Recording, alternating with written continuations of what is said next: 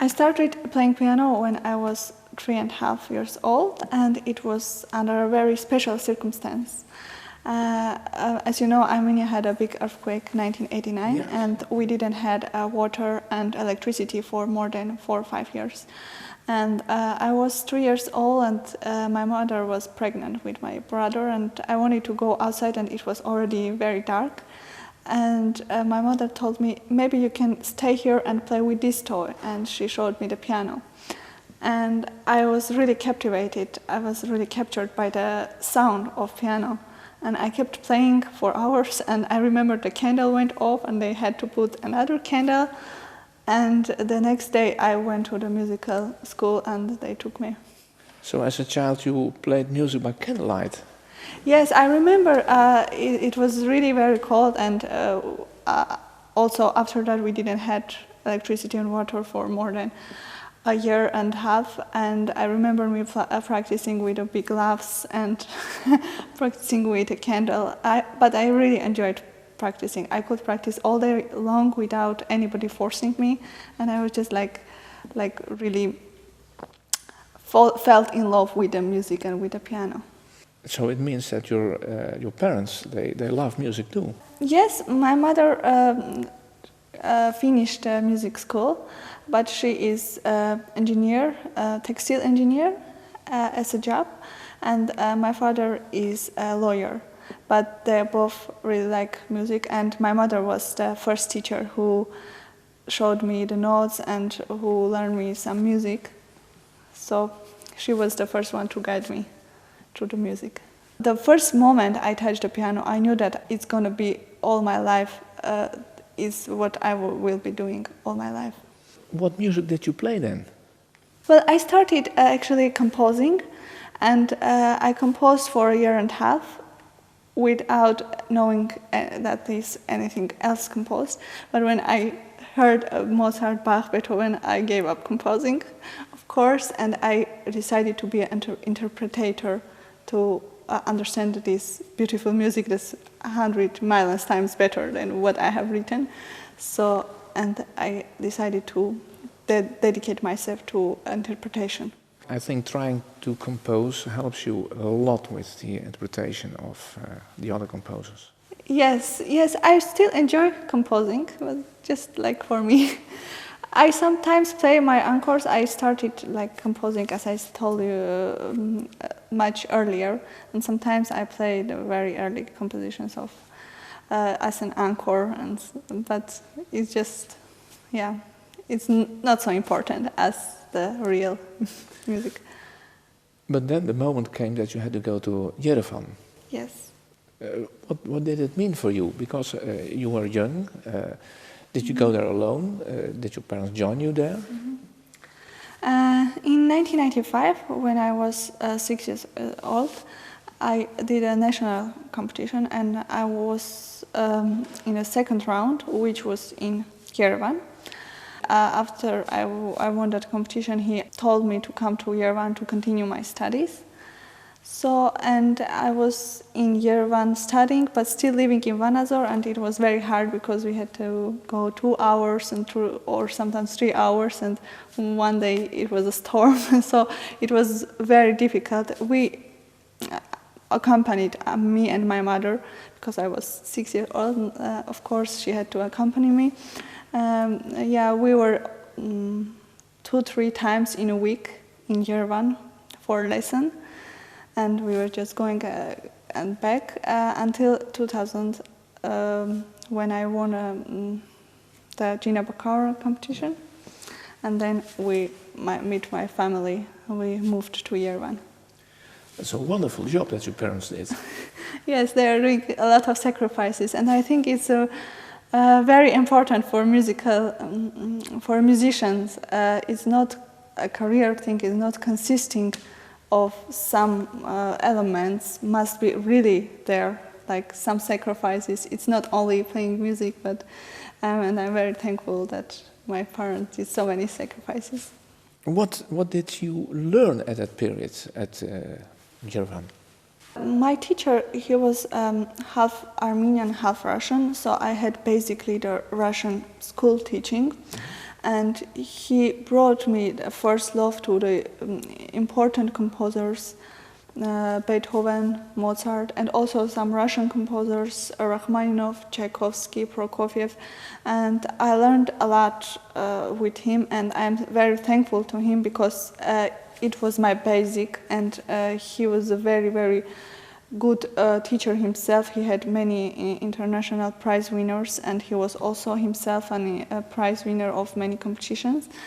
And he brought me the first love to the piano and first understanding and interesting ideas, an idea about structure, color, about phrasing, and he all developed in me these elements. Then there comes a moment that the teacher says, well, I can't teach you anymore because you need something more.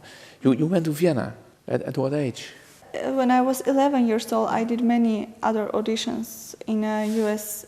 institutions like Baltimore, Curtis, Mannes, and Juilliard, and I was invited to study with lots of these institutions, but many wonderful musicians. Of course, we know that Vienna is a place where it's culturally that must be very, very good, and also some of very famous musicians were there, and some of famous composers had been in some of their times, some of their lifetime they spent in Vienna. So also some people advised me to continue my studies with Professor Heinz Moritz from the University of Music in Vienna. So I went there when I was 15. It was in 2004. And I was the youngest student, and they did an exception, and they took me as a student. But did you stay there alone? I was accompanied by my mother, because in Vienna you can not go alone unless you are 18. You have to have an accompanied person. So my mother was there helping me, and it's also very supportive because I had to think only about music, and then she was helping with some other things. So it's concentrated more. Vienna is the city where, is the birthplace of your work, in fact. When I went to Vienna, I realized that what was I missing, and how come that composers were so much inspired, because I think the city itself, the whole atmosphere, it breathes music. And I started to have really other opinions about several pieces, and I started to understand more mainly German composers, and about the style, about the form of writing, the composition, and of course I had also musical education in Vienna, which also supported more and which also helped me to understand these things more. After Vienna, you went to Hanover. You met I-VII. How was he? Well, I still live in Vienna, and a month, once in a month, I am in Hanover, and I'm taking lessons from Professor I-VII. And well, first I met him in EPAN in 2010. He was doing a master class there, and I was selected as a student of this master class, and I had 3 wonderful masterclass days with him, and that was the moment when also my teacher from Vienna retired. So I was also in a sick of a teacher, always like that has the simple ideas, almost the same ideas, the same way of thinking. And then I met Professor Vardi, and from the first moment I knew that I'm gonna study with him. What do they do with you, those teachers? I mean, what is the special contribution to your way of playing? With Professor Vardi, I am learning so much, and I'm learning every day. And when I'm there to take a lesson, he can simply say just one sentence, and this whole sentence can change the way of thinking about a composition. And he is giving simple ideas that you can mature, that develop into yourself. And he's a very wonderful teacher in a term that he really goes with the character, with the personality of the student. And he really tries to explore your own personality. And with Professor Vardi, I had so great experiences about the compositions of Bach, of Rachmaninov, and he really tries to open myself more, to have to widen my ranges of thinking, of playing. In music, we have to develop ourselves, and we have to raise ourselves from different sides, because I think piano playing only, it is, if you don't have any other knowledge about music, it is very narrow, and it cannot open your imagination, and it cannot be really gone to the listener, and you cannot really understand about the composition or the composer. I think it's very important if one plays something and does a lot of research before when it was composed, at what year, and to have a knowledge about the composition and composer, how come it was this year and how come he was in this kind of mood. It's very interesting. Then you realize that you are starting to understand more about the composition and the composer himself. You joined an enormous number of competitions, and you won an enormous number of prizes. Preparing many competitions, it gives me a lot of stimulations, a lot of motivation, and I am more flexible, but also more concentrated. And it was also very important for me, for my career. As a beginner, you have to do competitions to also level yourself a little up. And in competitions, I can understand at what level I am in, and which sides are still weak, or what should I develop, and what was better. So it was also a little self-judging, so to say. And also it keeps me really growing more by doing competitions. What's the most important prize that you've got? Well, among competitions, I think it was Montreal. It was in 2008 when I was 19, and this was a federational competition, and there are many famous prize winners in these competitions. Alongside is Ivo Pogorelic, Garrick Olson, so they were the former winners of this competition. And it was 4 rounds, plus the CD round, preliminary round, and from more than 150 contestants, there were only 24 selected, and they were invited. So the competition itself was very hard, and they were all the time making it half until 3. And in the final round, one had to play with the Orchestre Metropolitain, the Grand Montréal, in Place des Arts in Montréal. So it was a very interesting and very enjoyable experience for me, but also very intense. Is it very much different from playing for a normal audience? In any case, when I am playing, I completely try to forget about the public. It's just me and music and God. And I am really not very much thinking about if this is 1 person or 10 person or 100 or 1,000 persons. I really try to give my best, and I am trying to forget about the public and about the only concentration and the only important thing is the music that has to come naturally and as exact as possible. You say something very interesting. See, it's me, the music, and God. Yes. I like that.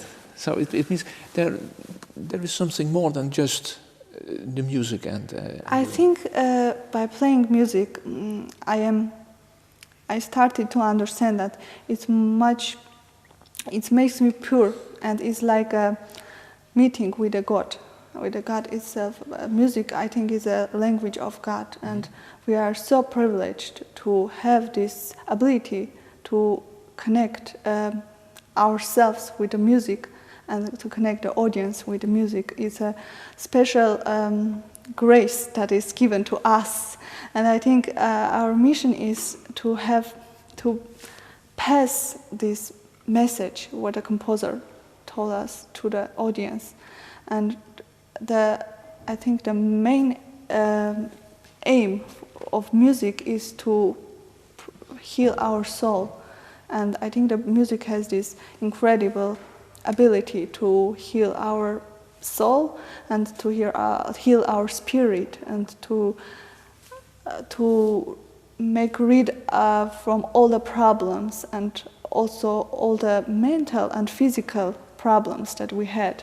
And I think my mission is to try to pass this exact message so that it can be also as a healing to audience, to people. In fact, if you see the meaning of the word religion, it means, in fact, it's bringing people together. Yes. So, in fact, that's what you do. I think the music also has this kind of mission to bring people together, to heal themselves from all their problems, and to have them pure. But in order to play it pure, one has to be pure to pass. I mean, the musician has to be pure, and first it really moves me, and then afterwards it can be passed to other audience members. How do you prepare a concert? It's not very different as a normal day, in acceptance that I am mentally really preparing all day for the concert. I am in my head is all the time spinning the program that I will be playing, and I'm starting to try to approach the pieces that I will be playing as approaching it to the first time, because I think it's very interesting and very important that you really go deep into the composition. And in the first time, it's just like reading a book, and reading behind the notes is also very important, I think. And it's not, yeah, I'm preparing, I'm practicing a little, and doing all these connections, and also mentally preparing, and having like mentally preparing and playing it already in my head. And I am also, before concert, I am praying, and that's it, and I am going and playing. Is your life very much different from the life of the other people of your age? I don't think so. I'm enjoying my life as it's best. I really love the life that I'm living, and I wouldn't change it at all. It's just that I'm preferring to do other things, and I'm also going out with my friends sometimes. Nowadays it's more difficult because I'm playing a lot and I'm not in a town. But I think it's not very different. It's just that I prefer to do other things, and this is upon my choice, and I am happy to do that. Crazy question. I'm sure you've got an iPod. I don't have an iPod, but I have MP3. Yeah, but what kind of music do you have there? Oh, all the kind of music. I'm listening to all kind of music, and except rap. I don't listen to rap.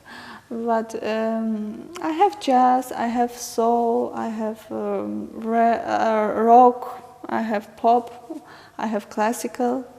Yes, classical, I have Bach. I can listen to Bach 24 hours a day.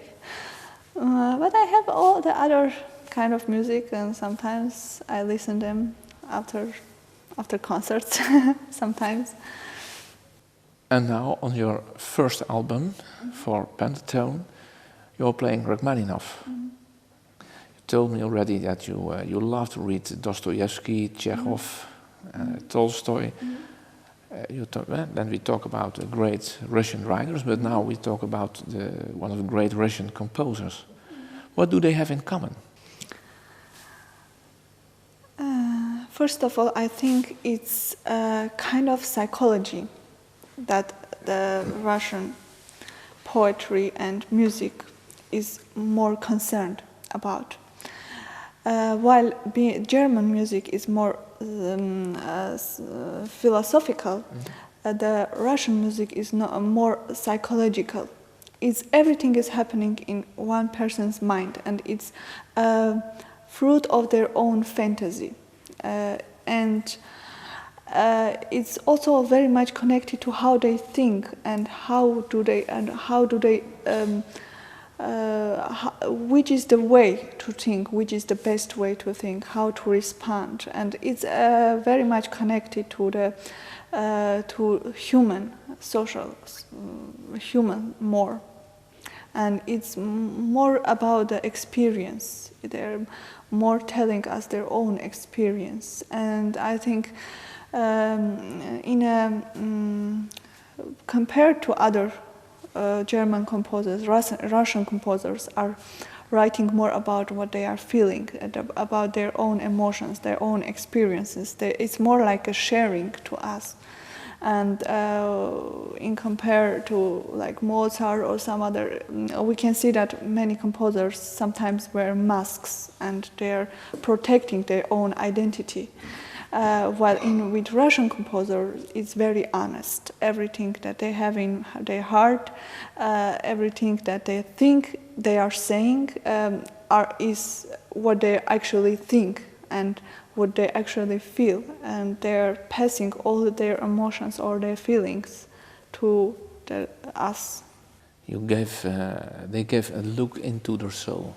Right. Right. You are playing now 3 works by Rachmaninov, each from another period of his life. Why these pieces? Well, it starts with Opus 3. This was actually his first piano pieces when he just finished the conservatory. And the first piece in Elegy is dedicated to Arensky, his composer, his composing teacher. And as Arensky passed away, he wrote, and one can see really the fighting between life and death, and his sorrow about it, and one can really hear that he's crying, and he really wants his teacher back. I particularly chose these 3 period pieces because it gives, with a red line, a look into the spirit of Rachmaninov from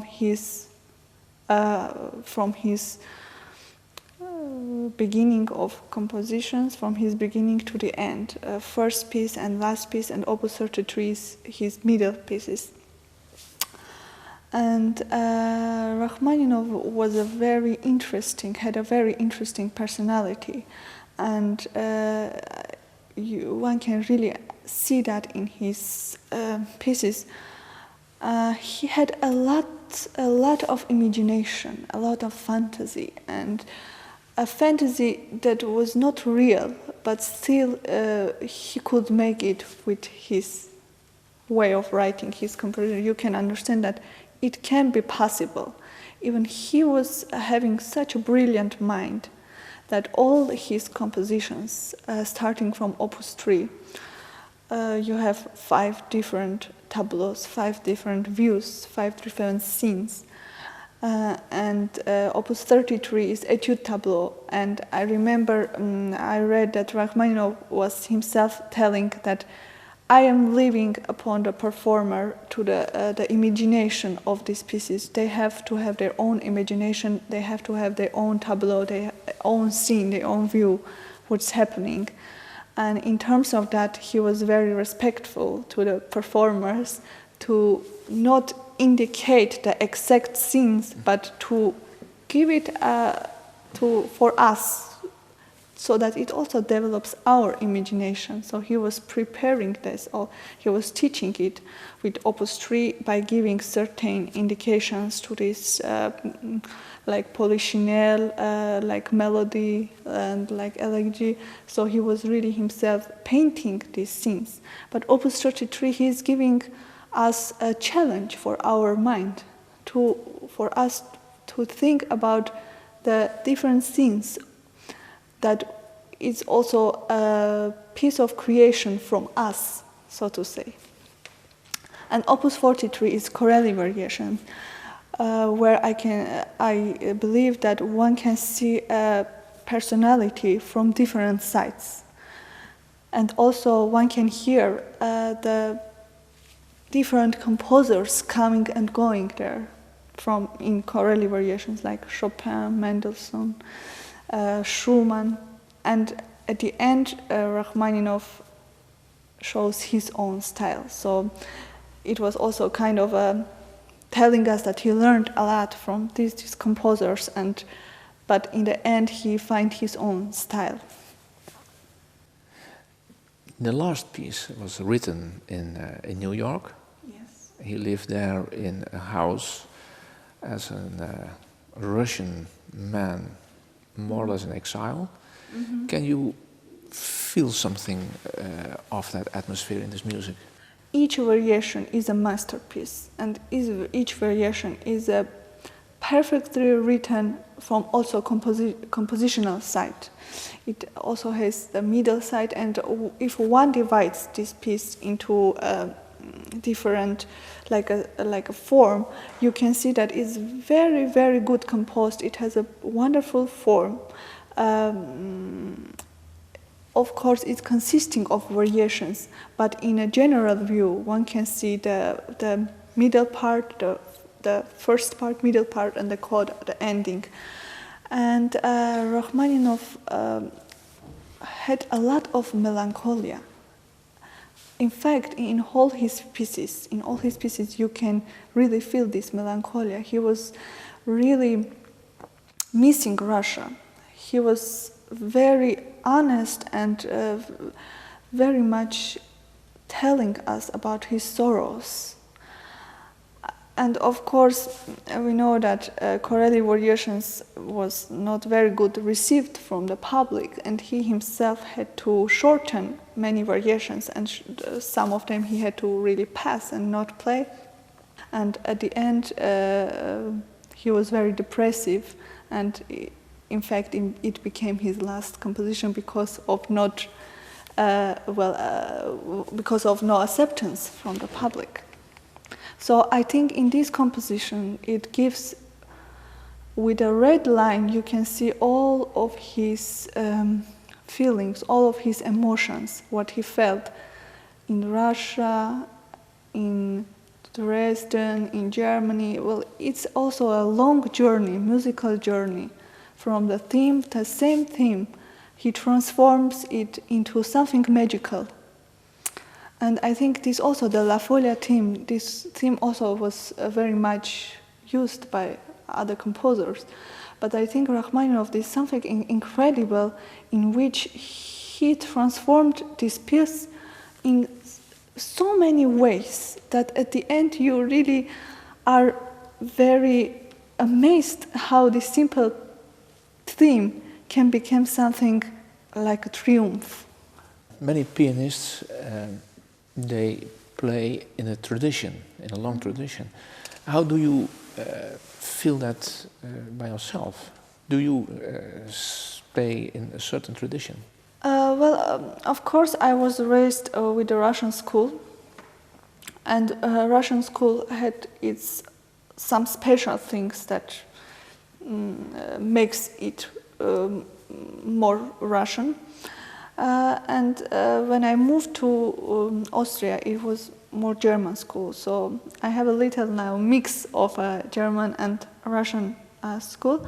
But I think the importance is not about the tradition.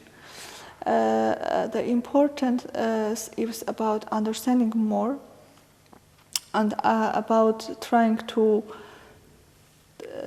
really go into every composer's character more, personality more, because every composer has a different tradition, and we cannot just close ourselves with one or two kind of traditions, because we have to be have an open mind, very wide mind. So we have to really go into every compositional and composer's idea.